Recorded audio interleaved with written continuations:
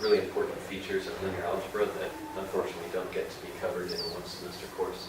So we're going to use, in our work in differential equations, we're going to be using something called the Jordan normal form, which is basically a way of taking a matrix and putting it into a highly simplified form that we can analyze a lot more cleanly. And so the Jordan normal form takes quite a bit of work to set up. That sort of would take away from a traditional linear algebra class, so even though it's really useful, it oftentimes isn't covered. And so most of this stuff you're probably going to be familiar with already.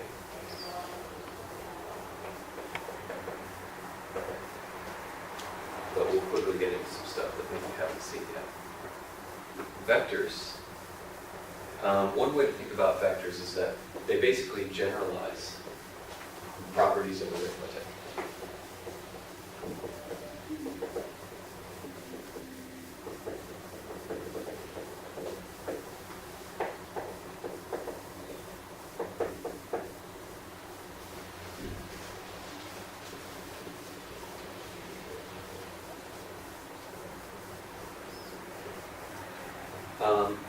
Because let's take a look at, when we think of numbers, they basically have two features that distinguish them from all other numbers, right? So given any number, it has, first of all, a sign, and it has a size. And these two features basically tell you what number you're looking at. You could have 5, or you could have -5. They have the same size, but they have a different sign, right? Or you could have 7 and 5. They have the same sign, but they have a different size. So these two features really determine what number you're looking at. And basically, the way we'll think of this sign is it gives you a direction. It tells you what part of the number line you're looking at when you're looking at this particular number, right? And so, vectors are a way of generalizing these properties into higher dimensions.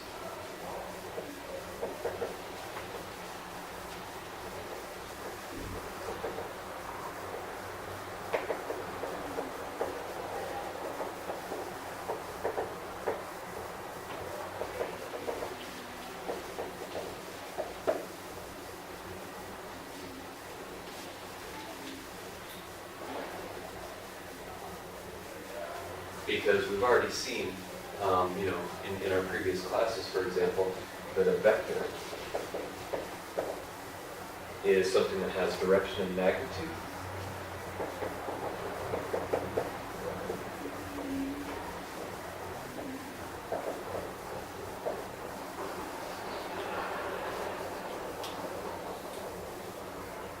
And so as we've seen already, a number has those same features, right? A number has a direction, which is a sign, and it has a size, which is its magnitude.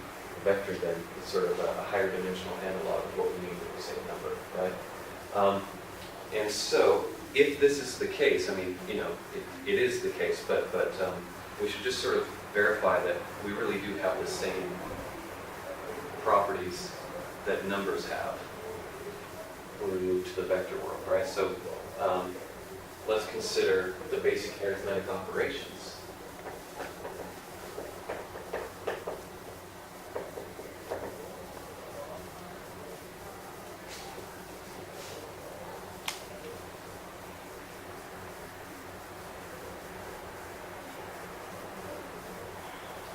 So the basic arithmetic operation is something like addition.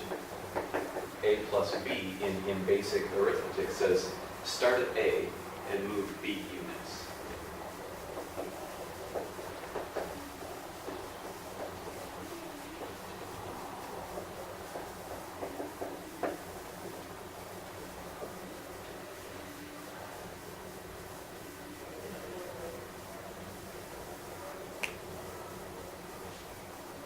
And so we want to know in the vector world,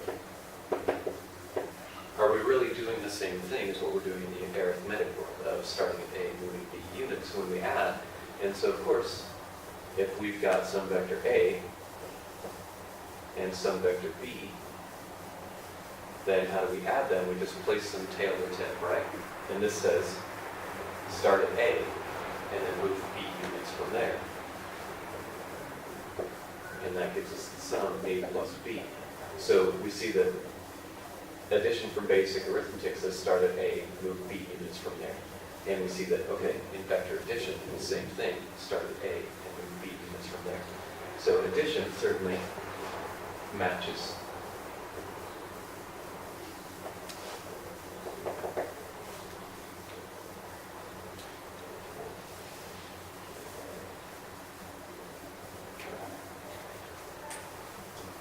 And also in basic arithmetic, we have rescalings,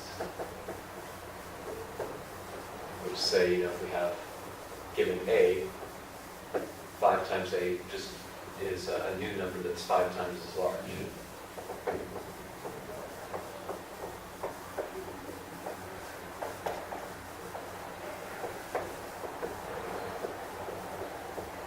As A was originally.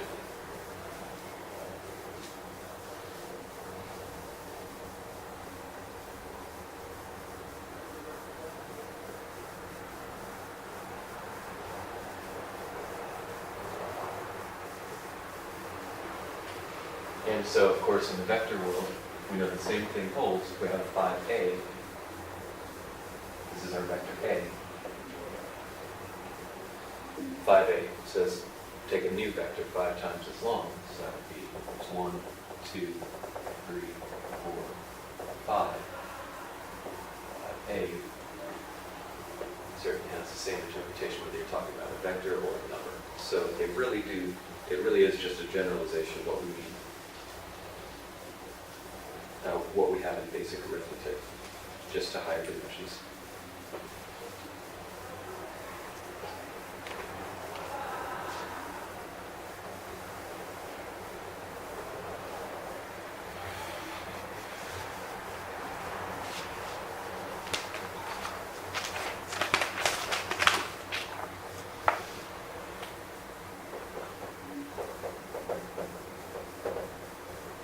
And so, I mean, we've already basically stated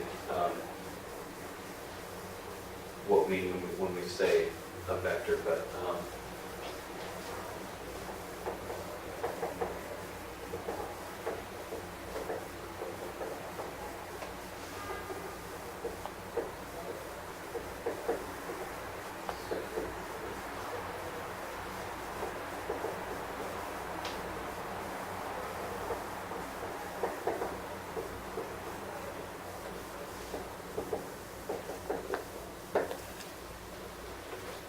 say it one more time. So a vector, we think of it as a directed line segment with a given length and direction. So one thing that I want to point out is that vectors don't depend on position.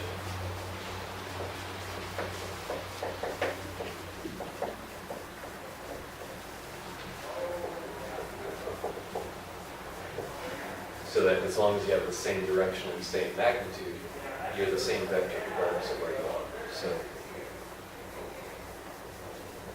this vector A is the same as this vector A. These two vectors are equal. They have the same direction, same magnitude.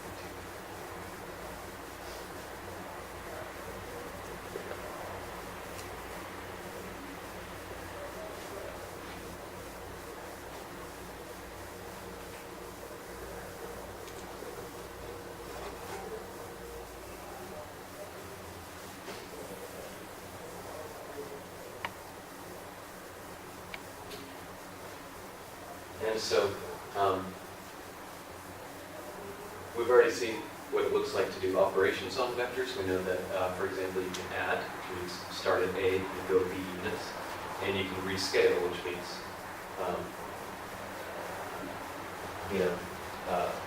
change the length of your vector. And so let's go and just take a look at a couple different examples of rescalings.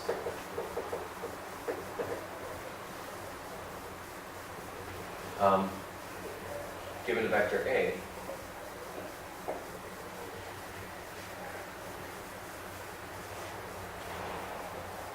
we know that 2a just says, you're going to have the same direction, but your vector is going to be twice as long as a was originally.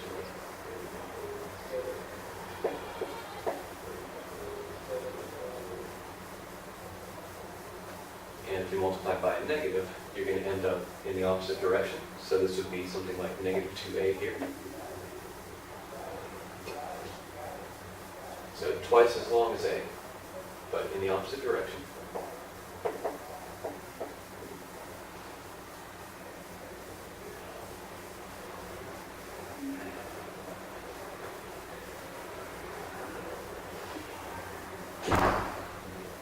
We have a notion of a zero vector.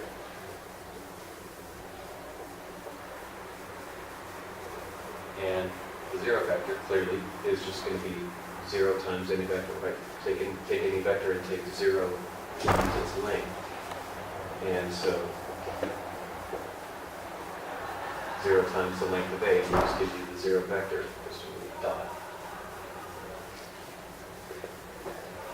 And multiplying a vector by a value smaller than 1, something like 1/2 a, is going to take the length and shrink by a factor of 1/2.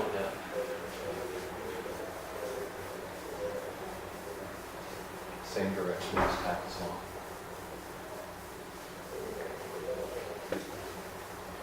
So this is all pretty intuitive. It's important, but not terribly deep, right? And then the operations.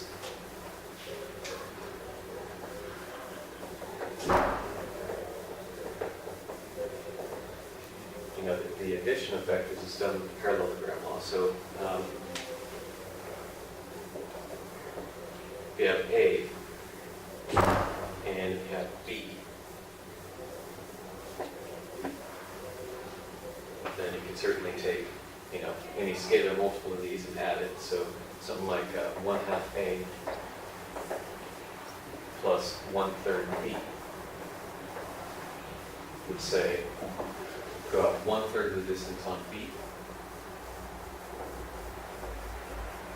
1/2 the distance along A, and then create a parallelogram out of these two. So you run parallel to this,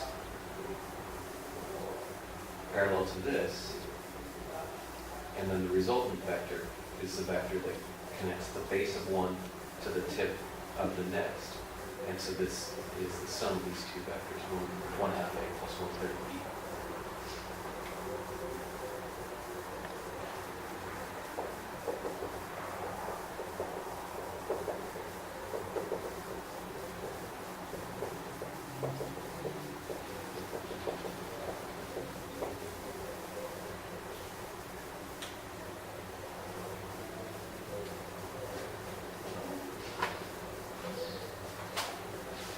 And so these geometric pictures are nice and clear and easy to understand, but you'd be hard-pressed to do calculations with them. You can see geometrically what's going on, but to actually do calculations you need what are called coordinates. And coordinates are actually sort of difficult to define properly. You actually need a bit of background to set them up properly. But we're going to introduce them in sort of a general sense right now, because you need coordinates in order to do any calculations. So,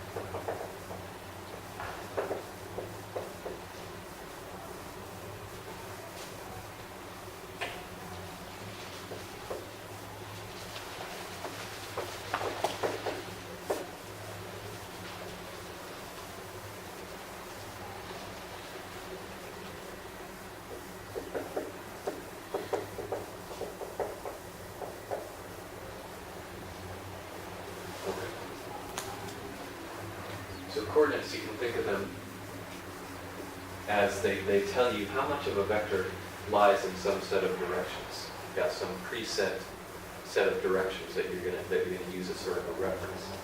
And you want to know how much of my vector lives in these given directions, right?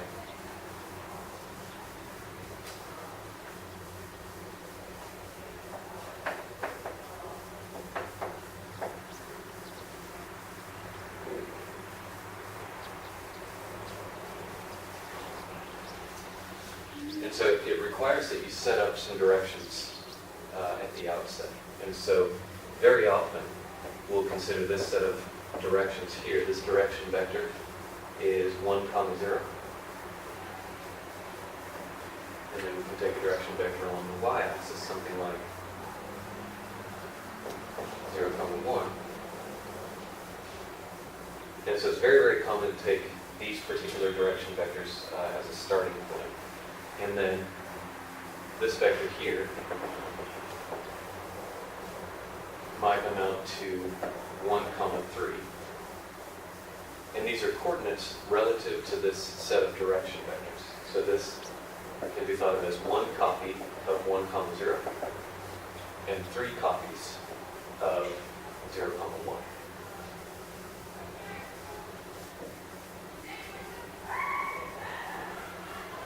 And so this vector is 1 unit in that direction, 3 units in that direction.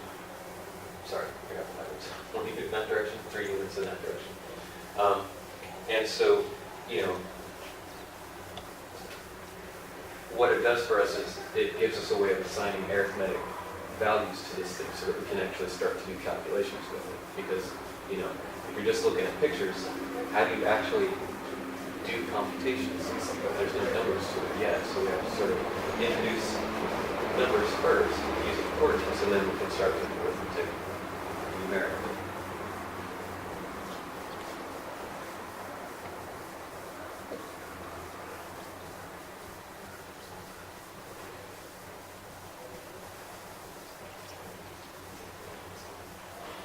And so I've mentioned that you have to choose a starting set of directions first.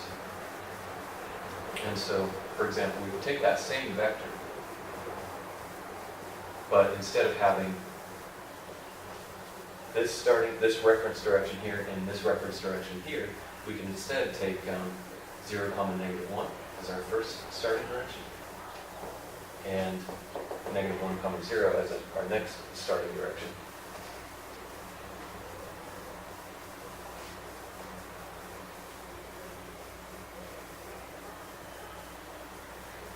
And then this point would become, to get from this direction here out to that component, we would need to take -1 of this initial vector here.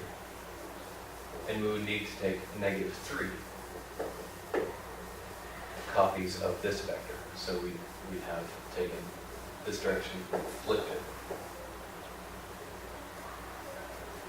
1 unit in the other direction, and then take this vector and flip it 3 directions in the reverse, 3 units in the reverse direction. And so by taking -1 of this, -3 of that, we end up getting the same vector that we had originally. And so these are the coordinates then relative to this new set of direction vectors.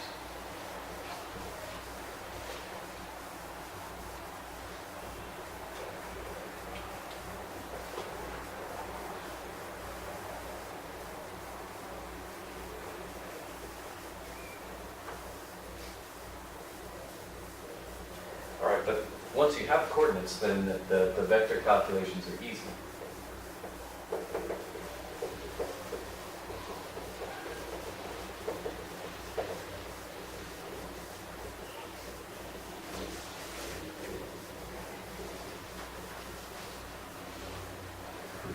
Right, the sum of vectors is just going to be the sum of the coordinates that describe them.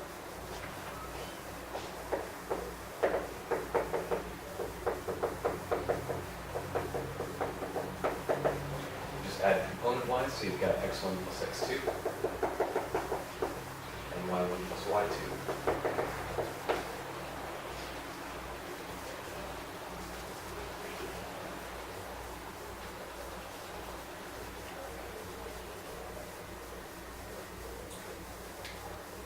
rescalings are just given by c times x1 by 1. Just amounts to rescaling each component, c times x1 and c times y.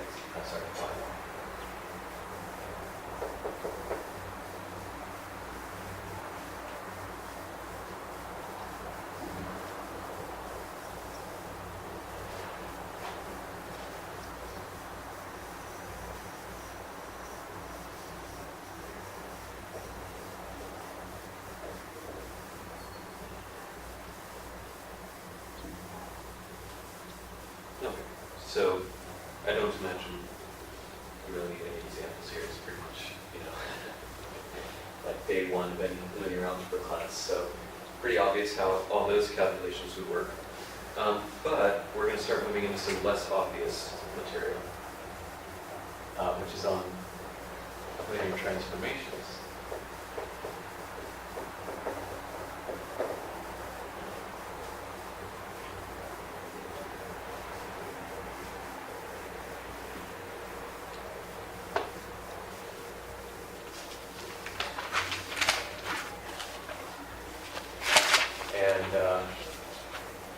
Linear transformations are, they take some getting used to. Basically, what it is it's a function in which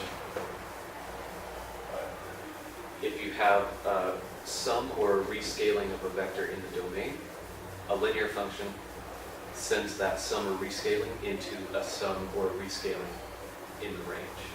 And so what we say is we say that a linear map preserves the linear structure, meaning if you have a linear sum or a linear combination in the domain space, transform it under this linear transformation and you get a new linear combination in the range space.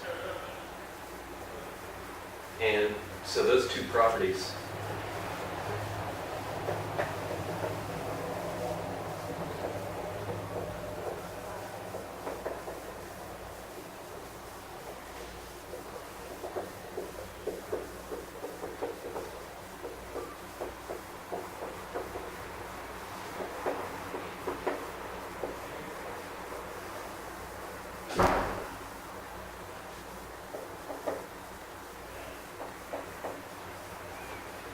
can be described using this equation here. If you have L of some sum of rescaled vectors, then you can rewrite this as C1 L of V1 plus C2 L of V2.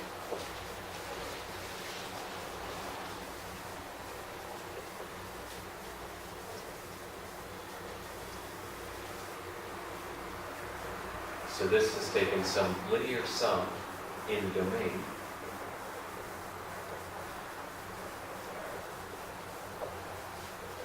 into, well now L of V1 is a vector in the range. L of V2 is a vector in the range. So it took a linear sum in the domain to a linear sum in the range.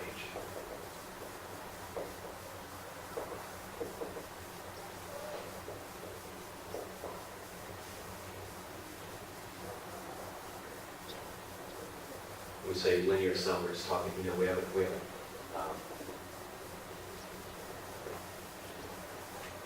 there's no exotic functions in there. There's no sines or cosines or anything. It's just, a linear sum and you just add and rescale elements. Add and rescale elements in the domain, you get an addition of rescaled elements in the range. So, oftentimes you'll see this written in two different pieces. It's the same as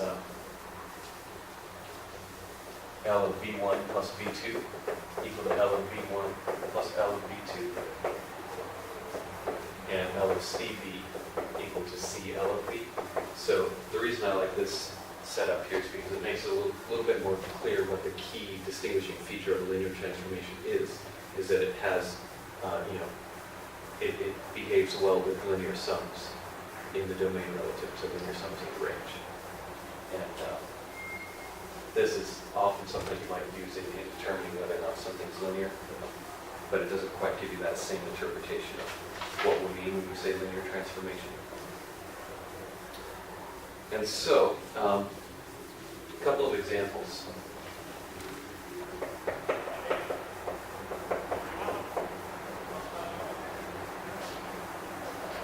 The zero map. L of v equal to the zero vector.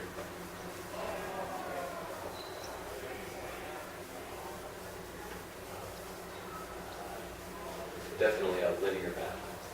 So if we have L of v1 plus v2, that's equal to 0.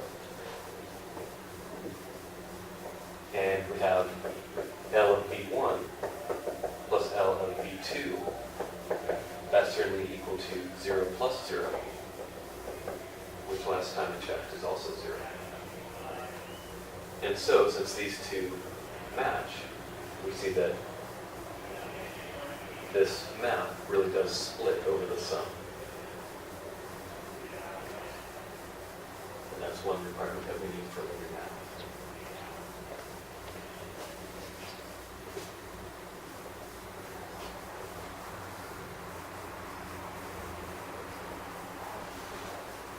We also need that it behaves well with scalars. So if you rescale a vector, L of CV, it's the zero map, so it sends everything to 0. And that's certainly equal to C times 0, which is certainly equal to C times L of B. And so you see that the zero map satisfies each of these requirements, so the zero map is a linear map.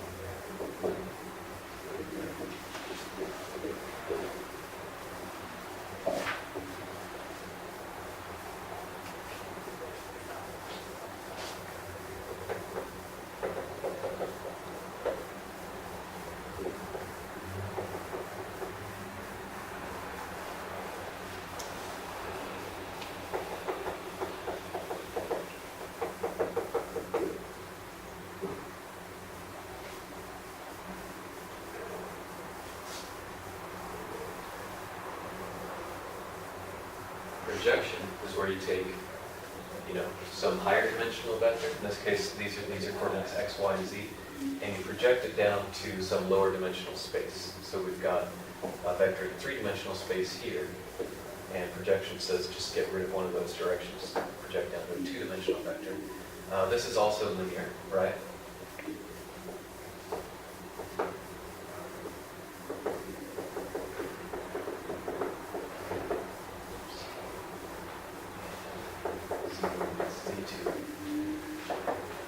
The defining property of the function says given this sum of vectors here, just take the first two components.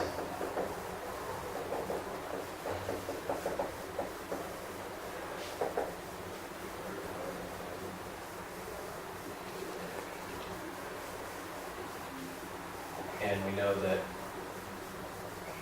if we have this sum written in terms of coordinates, then it came from a sum of two coordinatized vectors, right? So we can write this as x1, y1 plus x2, y2.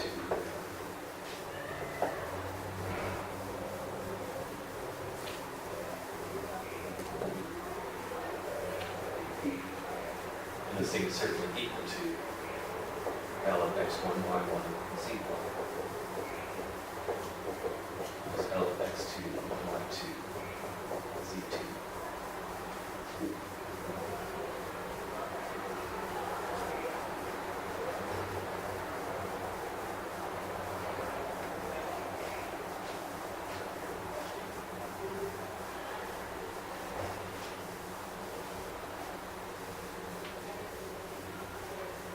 So that we've verified that it behaves well under sums of vectors. And then we have a rescaling. I guess we can even one the indices here.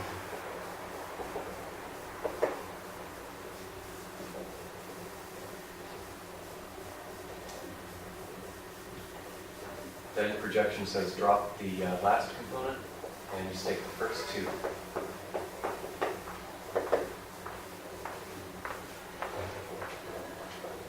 This thing's written in coordinates, so we notice that when written in coordinates, if you have a c times each component, you can certainly bring it out front as c times this vector here. And that's certainly equal to c times L of x minus c.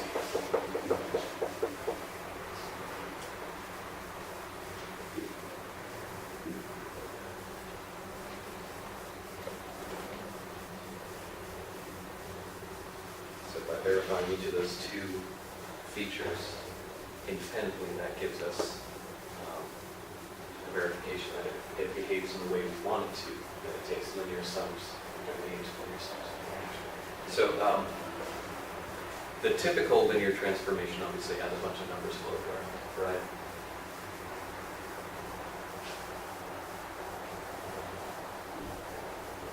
And we're going to study this transformation somewhat in depth. So let's consider the linear transformation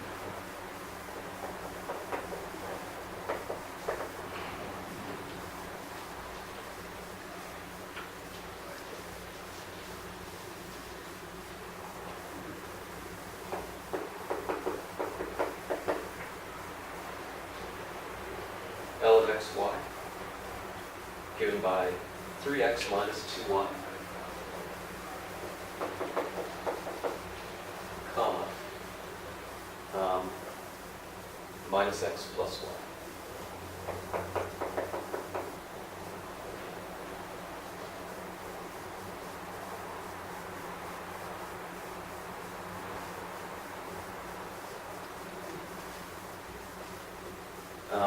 We're not going to go through the verification that it is linear. It's just a matter of, adding two vectors showing that it splits over that sum, rescaling the vectors showing that you can factor scalars out. What I want to get to here is the idea that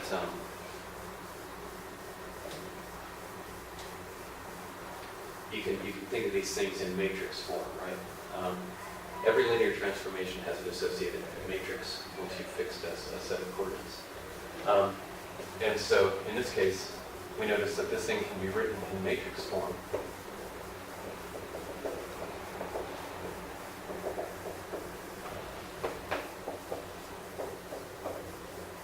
As 3 minus 2 minus 1.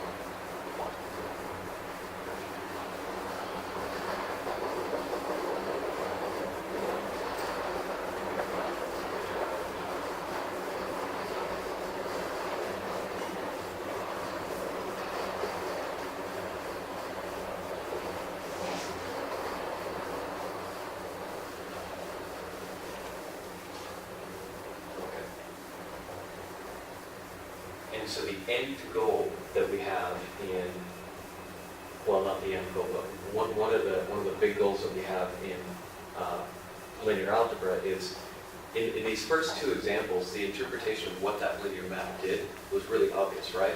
For this first linear map, it just sends everything to 0. No problem there. For the second linear map, it's just taking a three-dimensional space, projecting it down into a two-dimensional space. So again, no problem with interpretation there. But what in the world is this thing doing, right? It's got this sort of jarble of numbers that don't really make it that clear of what the sort of key features, what the sort of underlying geometry of this linear transformation is. And so the end goal, I keep saying end goal, one of the main goals we have then is to take this matrix and let's try and rewrite this thing into a much nicer form that makes the geometry of the transformation more clear. So how can we rewrite that matrix to make the geometry of the transformation more clear?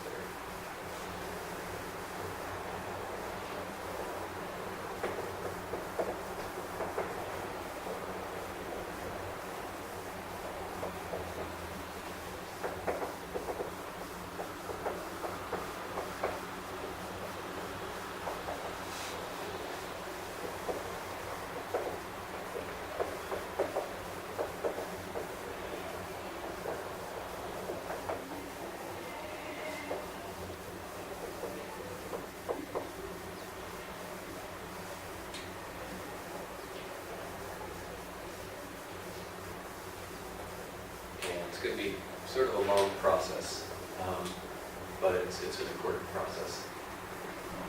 I should point out that whatever method we develop, we kind of want it to work for all matrices, right?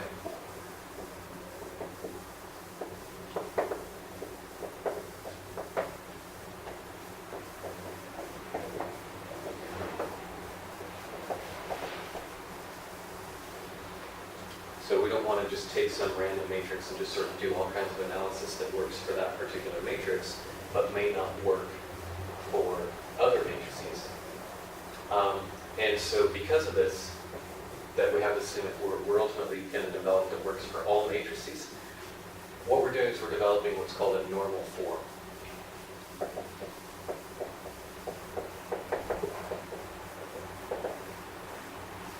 And a normal form for a matrix just says,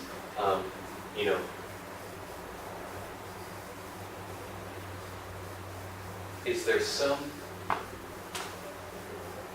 set of steps, is there some algorithm that I can apply to a matrix, regardless of what that matrix is, that will always have the same interpretation? And so a normal form then, what's the best way of saying this, is that a form that can be applied to any matrix.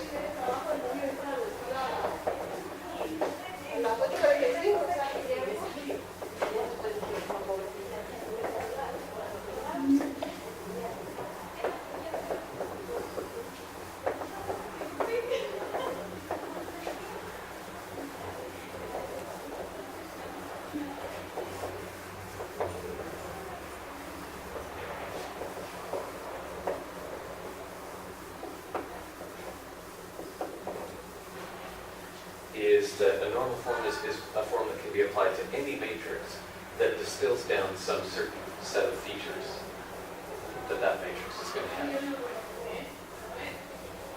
And so this is where we're going to be heading in the next couple of lectures, is developing what's called the Jordan normal form that allows us to